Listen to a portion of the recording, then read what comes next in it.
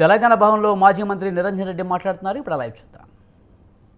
సమయం కానీ ఆ సిబ్బంది కానీ వారి సిబ్బంది యొక్క కాలం కానీ ఇదంతా కూడా అనవసరంగా వృధా చేయకుండా నిజంగా ఏసీబీ వాళ్ళకి మేము విజ్ఞప్తి చేస్తూ ఉన్నాం. ముఖ్యమంత్రి గారు పరోక్షంగా ఇచ్చేటువంటి కొన్ని హోదాల పరమైనటువంటి నజరాలేమైనా ఆశ చూపిస్తే దయచేసి చట్టపరిధి దాటి అతిక్రమించి మీరు ప్రయత్నాలు చేయకండి.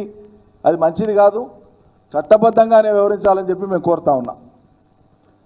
చట్టబద్ధంగా వ్యవహరించకుండా చట్టబద్ధ ముసుగులో తోచినట్లు చేస్తామంటే ఖచ్చితంగా దాన్ని ప్రతిఘటించి తీరుతాం. న్యాయపరంగా ప్రతిఘటించి తీరుతాం. ప్రజాక్షేత్రంలో ప్రతిఘటించి తీరుతాం. ఎందుకంటే మొన్న చూసినాం నరేందర్ రెడ్డి గారి కేసులో, లగచర్ల కేసులో సంఘటనలో లేని మనిషి, సంఘటన జరిగినప్పుడు లేని మనిషి కేవలం ఒక కల్పిత ఆధారాలతోన ఆయన తీసుకొని పోయి 30 రోజుల పాటు జైల్లో ఉంచిన, దాదాపు 40 రోజులు ఉంచడమే కాదు, ఆయన ఇవ్వని స్టేట్మెంట్ను ఇచ్చినట్లు ఆయన ఏదో కేటీఆర్ చెప్తేనే ఇది చేసిండు అనేటువంటి విధంగా ఒక ఫాల్స్ ప్లాంటేషన్ చేయడానికి ప్రయత్నం చేశారు. False confession statement. మళ్ళీ ఆయన మ్యాజిస్ట్రేట్ ముందు పోయి ఆయన మ్యాజిస్ట్రేట్ ముందు ప్రొడ్యూస్ చేసినప్పుడు, అందుకోసమే చట్టంలో ఏముందంటే రక్షణ, పెద్ద రక్షణ.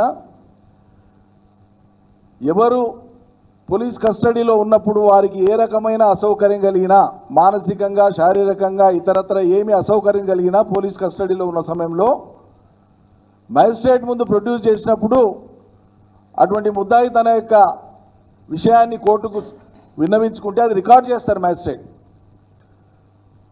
మ్యాండేటరీ ప్రొవిజన్ ఉంది. ముద్దాయి అడగకపోయి, చెప్పకపోయినా, నోరు విప్పకపోయినా పోలీసుల భయానికి మ్యాజిస్ట్రేట్ అడుగుతాడు. అడగాలి, ప్రొసీజర్ అది. పోలీస్ కస్టడీలో నిన్ను బాగానే చూసుకున్నారా, చిత్రహింసలకు ఏమైనా గురి చేసినారా, అవమానపరిచినారా, న్యూనతపరిచినారా, నీకు భోజనం పెట్టినారా లేదా, నీ కుటుంబ సభ్యుల్ని కలుసుకునే అవకాశం ఇచ్చినారా లేదా, నిన్ను అరెస్ట్ చేసి ఇట్లా నా ముందుకు మ్యాజిస్ట్రేట్ ముందు తీసుకొచ్చే కంటే ముందు ఈ సమాచారం మీ కుటుంబ సభ్యులకు ఇచ్చినారా లేదా, నీ మీద ఏం కేసు పెట్టినరో ఆ వివరాలు ఇచ్చినారా లేదా, ఇవన్నీ మ్యాజిస్ట్రేట్ రికార్డ్ చేయాలి.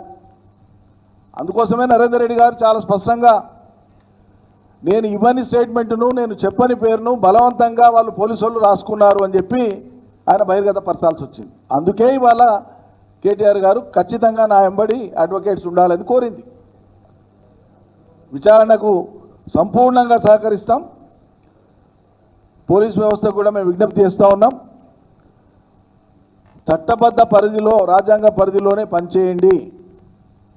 మౌఖిక ఆదేశాలతోన, మౌఖిక నజరానాలకు ఆశపడి